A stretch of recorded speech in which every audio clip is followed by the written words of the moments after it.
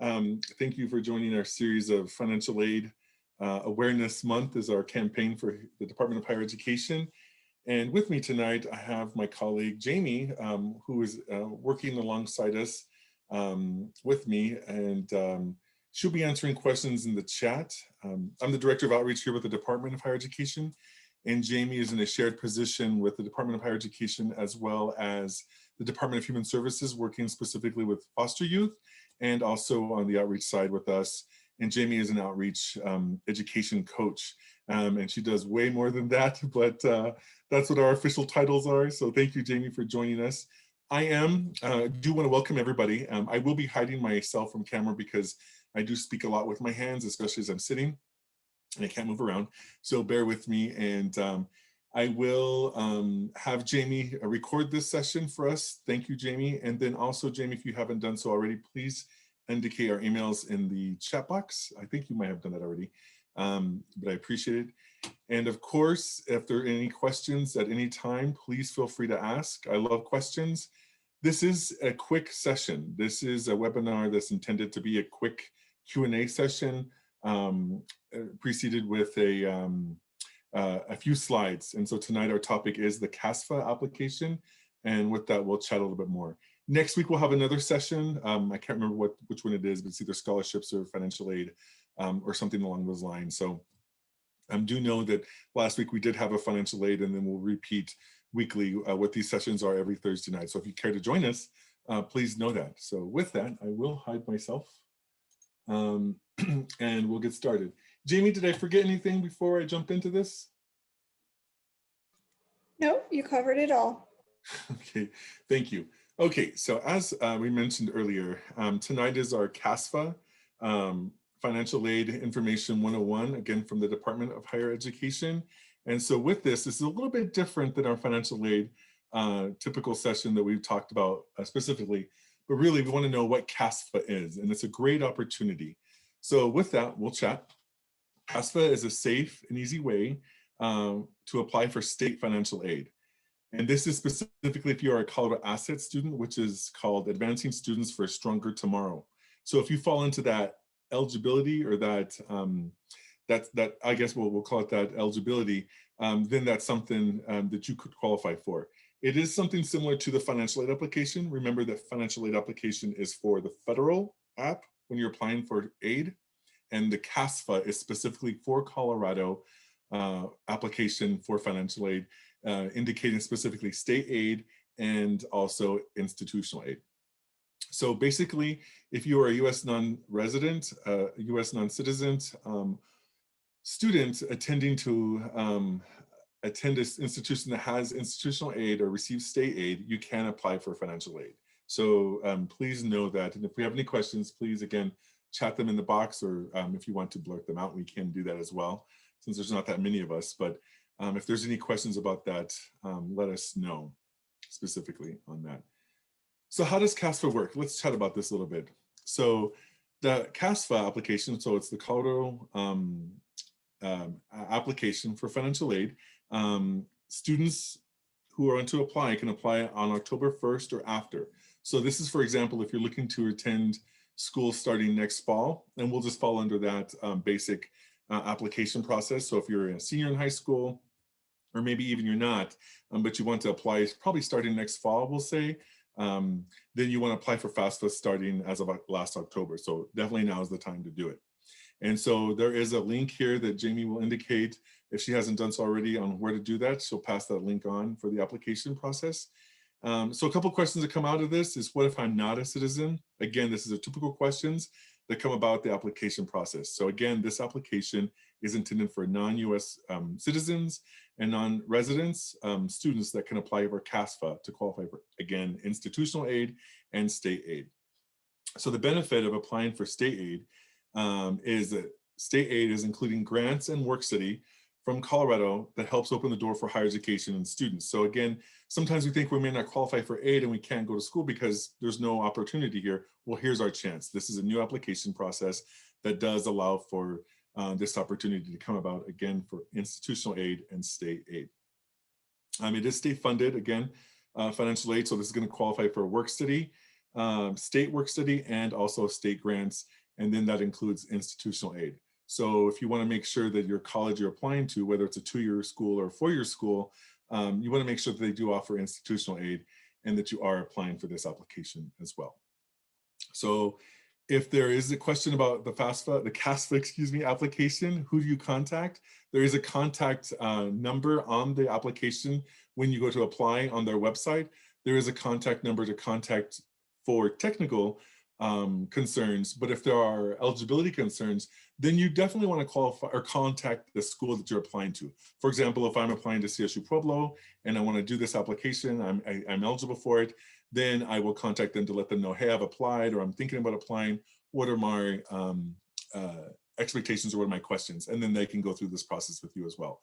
And then, of course, if you have any questions, if you're a parent, student, or professional, please reach out to Jamie or I, and we can definitely help you with that as well. For technical issues, there is the casfa@dhe.state.co.us email, and that's only if you're having troubles with the application itself. So please know that well. I'm going to pause here for a second. Are there any questions based on this information that we just went over? We don't have any questions in the chat box at this point. Okay. Jamie, did I miss anything that you think I should cover or maybe go over more specifically? No. Okay, thanks. And we might get to some more questions here in just a little bit. So the CASFA follows the same methodology, and this is a big question that we've been getting. So what does methodology mean? What does that mean exactly? So when you hear about people applying for the federal financial aid application, there is a process of eligibility. The CASFA, which is the application we're talking about tonight, does follow the same methodology. So it is based on income information and whatever the student and the parent have to contribute to the student's education. This will come out with like a expected family contribution, which is just an index number. Okay, so that's just the same thing that exists on the financial aid, the federal application. The institution in the state of Colorado decided as they worked together that they wanted to make this process as easy and seamless for eligibility purposes. And the best way to do that was to follow the same methodology that the application for FAFSA follows. And that will determine, again, the right money going to the right students based on eligibility, which is based on income and institutional funding as well. So the CASFA aligns with the FAFSA, again, on opening and close dates. Sometimes there are priority dates out there for the FAFSA and CASFA. For Colorado, it is March 1st. So even if you are thinking, but you're not sure, maybe for next fall, students and parents and professionals, if you know of somebody, please know that now is the time to fill it out, because institutional aid and state aid can run out. So it just means that it's based on an award of first come, first serve. So the sooner I turn in my application, the sooner I can get the documentations turned in and all that information will be processed more timely. That way I can know exactly going into the summer and fall what I'm going to be awarded. Okay. Any questions on that?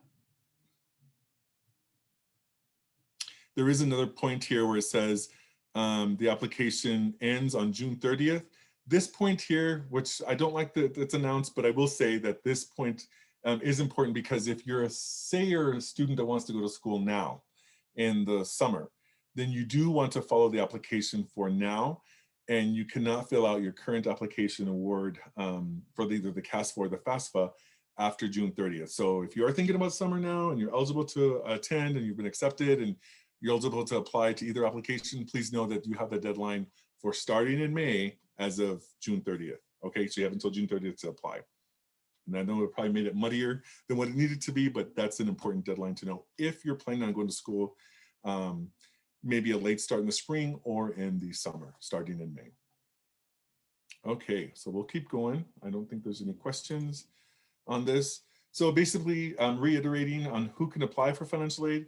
The CASFA is an easy and safe application. The information is, of course, kept private, just like the federal financial aid application is. It's an easy way to apply for state and institutional aid. If you are a student that is asset eligible, which again is an eligibility for in-state tuition and eligibility for COF, the College Opportunity Fund, excuse me, then you can apply for CASFA as well. If you're eligible for Title IV funding, so it means if you answer questions and they say, oh, you're only eligible for the FAFSA, then that's the federal application. Again, the CASFA is for the state application. And then how to apply for CASFA, again, is the website here indicated. Once the application is complete, the financial aid office, again, just like the FAFSA, will indicate to the student, they'll email the student because it's going to ask for their email as an applicant with any follow-up information that's required. So sometimes there may be a verification process, or sometimes there's just a few questions that need to be answered, and they'll have their documentation specific for that question. And sometimes it's just a quick answer that you can maybe answer over the phone, or that just a quick, simple document that they're going to send you to let you know, hey, you need to fill this out, Freddie, please get this done as soon as possible. Again, if you have technical difficulties, contact casfa@dhe.state.co.us. Now, sometimes I get questions, there's two important questions that I need to put on here as well. One is, if I'm an out-of-state resident, can I still qualify for the CASFA coming in? And the answer to that is yes. Yes, because you can qualify, maybe not state institution, but you can qualify for institutional aid. So for those individuals wanting to apply to, let's say, CSU Pueblo, and they have an institutional app, sometimes institutional aid is not state specific. So if I'm an out-of-state resident, or I'm from a different country, for example, then I can qualify for institutional aid. That's private funding coming specifically for that purpose. The other question is, when can I apply? Again, the application is due now for next fall and spring, coming up, I would say available as of October 1st. But then also, if I'm looking to start school in the summer, I just want to make that point again, that if I'm going to school this summer, I want to apply for the current FAFSA or CASFA application. And if you have any questions about that, maybe not tonight, please feel free to email us back later if you do have questions. Jamie, I'm going to pause there. Any other questions come up on the chat? No, we don't have any questions in the chat. Okay. Did I miss anything, Jamie? No, I think you covered it. Okay, the only other thing I wanted to add out there, sorry, I keep thinking of things. It's important to know that as a CASFA, which is different than the FAFSA, eligibility for aid is, again, only for work study and institutional aid and grants. So I got asked this question the other day about loans. The CASFA application does not make students eligible for borrowing money. That is a federal application eligibility only, so not for CASFA. So just please know that. However, the other tip would be to apply for as many scholarships out there that you could be eligible for. And there are scholarships out there eligible for students who may be either undocumented or non-residents that students and individuals can apply for. Okay. Hey, Freddie? Yes, ma'am. I have a question. Sure. So I'm a rehabilitation counselor with Department of Labor and Employment, and I have sometimes job seekers who are looking to apply for different levels of education. I've heard that you aren't able to apply for FAFSA beyond undergrad education. Is it the same for CASFA? So thank you for asking that. That's a good question. So again, for FAFSA, I'm only eligible to qualify for the federal loans. For CASFA, this is not an application for any type of federal loans or state loans. The state loans doesn't exist. However, if I am seeking to go to a credential of higher education of some sort, if the institution I'm applying for example, if I'm going to Lincoln Vocational Technical School, I'm thinking that name wrong. Emily Griffin. If I'm going there, then I can qualify for a private educational loan. I would probably have to have a co-signer, but that's different. That's not financial aid, and it's not based on the CASFA or the FAFSA. Gotcha. Good question. Thank you. I hope I answered that correctly and didn't muddy the waters. Yeah, the CASFA is only specifically for work study grants and institutional funding. So if someone is maybe trying to do a master's program and there is a work study opportunity there, can they apply? Ooh, that is a good question. So you know what? I have not been asked that question. So beyond a bachelor's degree, yes, eligibility. Yes. So good question. I believe, so you know what, I will find out for you. Awesome. The rule of thumb is there are not much grant money available for graduate level students. Sometimes they come from the department, and sometimes they do say, hey, apply for the FAFSA, but maybe not. But you know what, I will definitely check that. and I will get back to you. And that was it Nikisha? That's correct. Yes. Nikisha, thank you. I'm gonna make a quick note here. Jamie, Sure. you're probably already doing it, but thank you, Nikisha. Aid for CASFA Beyond. Sometimes I guarantee, I'm probably going to guess that it's going to be dependent on the institution, based on experience that the institution will have that money, so individuals will apply. But I want to make sure that question is indicated. Are you seeking a bachelor's, a 2-year, 4-year? I know it does ask that because they ask the same questions of the FAFSA, but I want to make sure this will include eligibility for that as well. Absolutely, yeah, thanks. Because there are some of the graduate programs that are 2 years. So in terms of categorizing it by how long it takes to complete the program, some of those graduate programs will fall into that category, but is it being a graduate level degree going to be a barrier? Yeah, no, that's a good question. And so when I mean by 2-year, I thank you for asking that question. So I was going to prompt this other statement. I just want to make sure to be clear that a certificate could be like a 6-month certificate program that students can receive maybe some aid potential on that.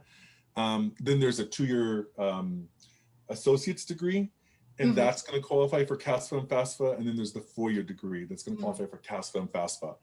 Beyond that, what you're indicating is a graduate level 2-year program. That's just a graduate level. So that's how those are referred to, whether they're 2 or 3-year programs. Sometimes for aid purposes, not every institution is going to have funding for that. So we will ask that, but I will make sure that the CASFA application does ask that question for that reason. Awesome. Thank you so much. Yeah, thank you. That's a good question. I've not been asked that, and I didn't think of that. Shame on me. Not at all. The questions you get when, people are trying to do things that make sense, and then, you're trying to find ways to pay for it. So thank you. Right. No problem. No problem. Good questions. So the next slide really is the closing. So we talked about this a little bit, and now we open it up for question and answer. For our session, this really is intended for more of a conversation. We do a quick presentation, an overview of the topic at hand. And so the topic tonight is CASFA for sure. And then we open it up for questions. So just like you're asking, Nikisha, on some questions, but I do see we have some other folks on here. Are there professionals out there, other professionals that may work with high school students or maybe community-based organization professionals that work with students that may qualify or benefit from this this application? And or are there parents? I was hoping that we'd get some parents out here as well, but it might be a little bit soon.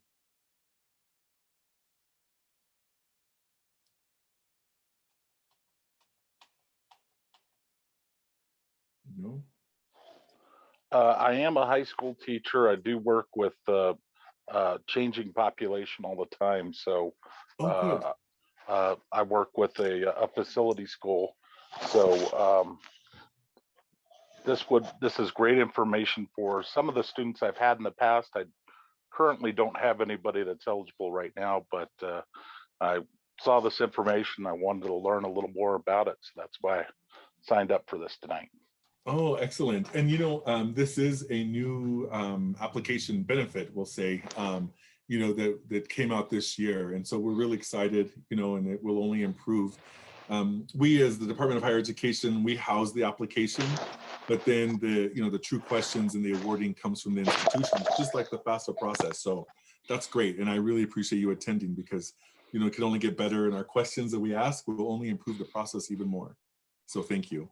Do we have any students, and you don't have to identify, but just in the chat, I guess you'd identify the chat, but if there are any questions that you may have that you're not comfortable with, please feel free to email us. I guess I don't have anything further to add unless there are other questions, and I love questions, so please don't hesitate to ask that. As Jamie has indicated, our email's in there, in the chat box. Please don't hesitate to ask us anything, because we'd love to help out as much as we can.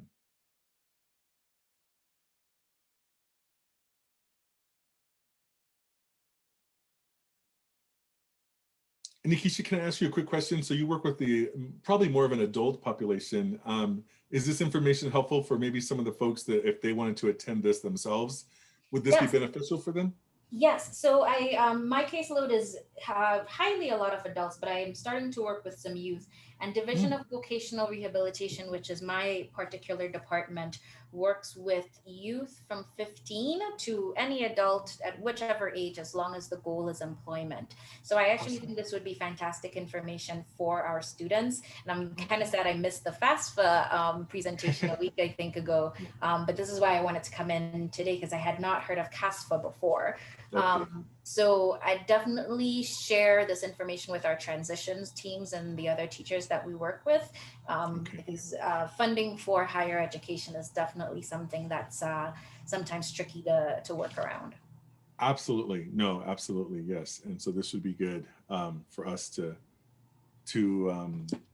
definitely learn from and work with, and anything else that comes up. And so let's say, for example, Jamie and I always get a lot of questions as we work during the work week and work day.